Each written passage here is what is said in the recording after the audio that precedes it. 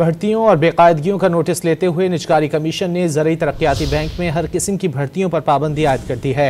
निजकारी commission ने bank इंतजामिया को खत लिख दिया है। बैंक को किसी किस्म का मुआहदा MOU करने से भी रोक दिया गया है। इसके अलावा बैंक को 74 अरब रुपए का कवर बैंकिंग बिजनेस मुआहदा करने से भी रोका गया है।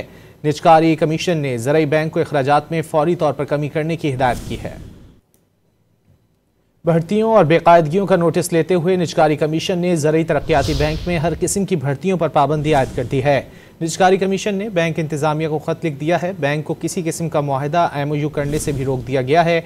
इसके अलावा बैंक को 74 अरब रुपए का कवर बैंकिंग बिजनेस मुआहदा करने से भी रोका गया है। निजकारी कमीशन ने ज़रूरी बैंक को अखराजात में फौरी तौर पर कमी करने की हिदायत की है। भर्तियों और बेकायदगियों का नोटिस लेते हुए निजकारी कमीशन ने ज़रूरी तरक्याती बैंक में हर किस्म की भर्तियों पर पाबंदी आयद कर दी है।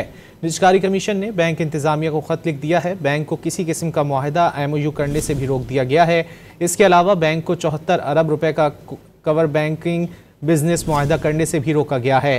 निजकारी कमीशन ने ज़रूरी बैंक को अखराजात में फौरी तौर पर कमी करने की हिदायत की है।